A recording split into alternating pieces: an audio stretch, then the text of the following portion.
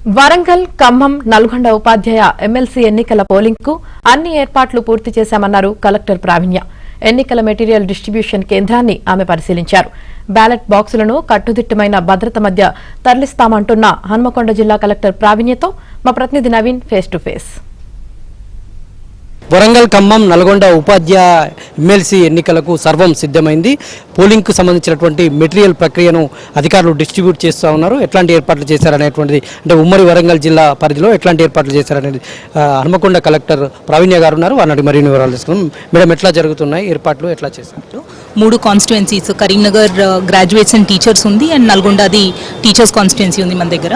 So దానికి సంబంధించి almost 150 members staff ఈరోజు డిప్లాయ్ చేయడం జరిగింది. వాళ్ళతో పాటు ఒక 30 మంది మైక్రో అబ్జర్వర్స్ని కూడా మనము డిప్లాయ్ చేస్తున్నాము. సో వీళ్ళందరూ కూడా మనకి బ్యాలెట్ బాక్సెస్, అలానే material, stationery material, ballot paper ఏవైతే కావాలో ఇక్కడి నుంచి కలెక్ట్ చేసుకొని తీసుకెళ్తారు. అండ్ తీసుకునే విధానంలో వాళ్ళు వెరిఫికేషన్ కూడా చేసుకుంటారు. ఏమైనా డిఫెక్ట్స్ ఉంటే ఇప్పుడే రిజర్వ్ నుంచి మనం రీప్లేస్ చేస్తూ ఉంటాము. బై లేటెస్ట్ 12:30, 1 o'clock కల్లా ఆల్ పోల్ పార్టీస్ డిస్పాచ్ అయ్యేలాగా చూస్తున్నాము. అంటే ఈ బ్యాలెట్ పత్రాలు 19 మంది అభ్యర్థులు ఉన్నారు కదా, బ్యాలెట్ పత్రాలు సైజ్ ఎట్లా ఉండబోతుంది, ఏమైనా ఇబ్బందులు ఉండేటువంటి అవకాశం ఉంది? సో గ్రాడ్యుయేట్స్ ఒకటి, ఎక్కువ మంది కంటెస్టింగ్ క్యాండిడేట్స్ ఉన్నారు అని చెప్పి పెద్ద బ్యాలెట్ పేపర్ రావడం జరిగింది. బట్ అలానే మనము ఈసీఐ జంబో బాక్స్ ఇస్తున్నాం కాబట్టి దాంట్లో కూడా ఏమీ ఇబ్బంది ఉండదు. రిజర్వ్ కోసం ఒక ఎస్ఈసీ లార్జ్ బాక్స్ కూడా ఇస్తున్నాము.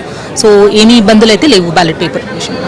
ఎన్నికల ప్రక్రియ ఎప్పటి వరకు పూర్తి కాబోతుంది? ఈ బ్యాలెట్ బాక్సులన్నింటినీ నల్గొండ జిల్లా కేంద్రానికి ఎట్లా తరలించబోతుంది? సో రేపు 4 o'clockకి మనకి పోల్ క్లోజ్ అయిన తర్వాత వాళ్ళు అన్ని సీలింగ్ చేసుకుని డైరెక్ట్గా పోలింగ్ స్టేషన్ నుంచి zonal officers, PO, APO, micro observer డైరెక్ట్గా reception centre in Nalgonda and కరీంనగర్కి వెళ్తారు. సో లేటెస్ట్గా బై 8 o'clock or 8:30 కల్లా వాళ్ళు 2 రిసెప్షన్ సెంటర్స్కి కూడా వెళ్ళి అక్కడ డిపాజిట్ చేసిన తర్వాత మళ్ళీ రిటర్న్ వచ్చి రిజర్వ్ బాక్సెస్ ఏమైనా ఉంటే మన టెంపరీ స్ట్రాంగ్ రూమ్స్లో ఇక్కడ స్టోర్ చేసుకోవడం జరుగుతుంది. ఎన్నికల ప్రక్రియలో ఎంతమందిని ఉపయోగిస్తున్నారు? ఏమైనా అదనపు స్టాఫ్ను వినియోగిస్తున్నారు, సిబ్బందిని?